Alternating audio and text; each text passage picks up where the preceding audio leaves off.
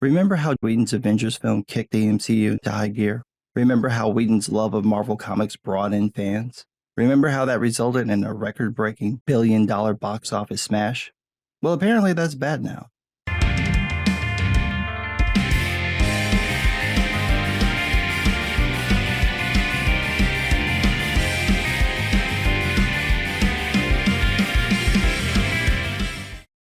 It never ceases to amaze me how backwards Hollywood can be at times. Take this comment made by Nate Moore, a Marvel Studios producer. He appeared on the Town with Matt Maloney podcast, and he said that he considers it a red flag when writers who are Marvel fans pitch them stories. Quote, "For me, one thing I think is interesting about Marvel's process, and specifically for writers, I would say, a lot of times we're pitched writers who love Marvel, and to me, that's always a red flag. Because I go, oh, I don't want you to already have a pre-existing idea of what it is, because you grew up with issue 15, and that's what you want to recreate. I want somebody who's hard on the material, who goes, what is this? I think there's a movie here, but maybe we should be looking at it in this way." Really? Is that what you guys said when you hired Joss Whedon? Is that why you had him oversee the entire MCU for that phase? His knowledge of the comics didn't seem to stop him from making changes to any of the films. I would argue that people familiar with the material would be at an advantage because of their knowledge of the events, characters, and lore. They would know things someone unfamiliar with the source material would never even consider adding to a film. It could be anything from an item, location, a power, an obscure character, or even a name. You also have them knowing the stories well enough to know how to reduce them to their most important plot points. They know what to cut and still be able to get the gist of the story and what needed to stay to make it make sense. They'd also know what fans alike or wanted to see change, which could bring more interest to the film. Look at what Del Toro did with Hellboy. He was a fan of the comic and made 2 fairly received adaptations. There were things he changed that Mike Mignola and fans didn't like, but for the most part, his knowledge of the comics helped in making the films. That's not to say writers who are fans can't be a problem. Sometimes knowing too much can tempt them into cramming everything into a film. I'm looking at you, Zack Snyder. When he follows the source material, he's good. When he goes his own way, you get the Justice League, which I enjoyed, but was still a mess. I think these 2 examples show that it really depends on the writer and what they bring to the story, not whether the person is a fan. Moore continues, quote, "And I think, again, the best example of that for me was Marcus and McFeely, who weren't comic book guys coming up, but were like, wait, Captain America, this seems a bit weird. What if we kind of looked at it in this way?" You make it sound like no comic book fan would ever say this. I know you work for Marvel, but have you ever met Jeff Johns? His entire comic book career has been, wow, that was weird. What if we did it this way? A comic book fan is probably the first person to find something to critique and figure out how to make it better. If they're a competent writer, they're the perfect choice. Most comic book adaptations change things that would look silly on screen, or at least address how ridiculous they seem. We've seen this with Superman using glasses to hide his identity, or with Wolverine mocking the X-Men codenames. This is a thing, again, that comic book fans do themselves all the time.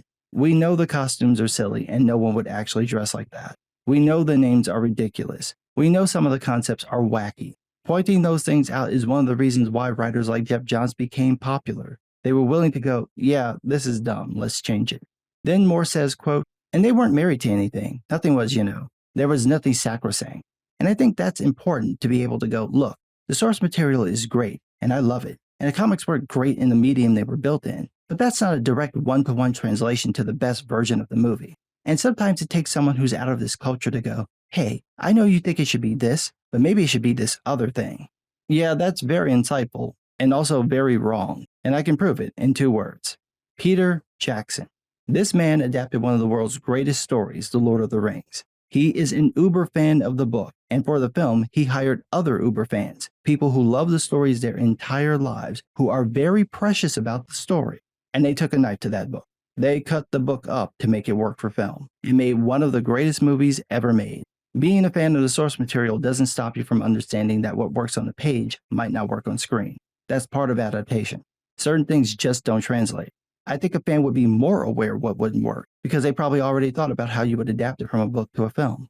Also, doing it your way easily backfires, and I can prove that in 4 words. The Rings of Power. The showrunners claimed to be uber fans of Tolkien's works, and held nothing as sacrosanct, and they created one mess of a show. Their unwillingness to follow the source material left them with virtually nothing to work with, so they had to make everything up, which turned off the very audience they were attempting to entertain.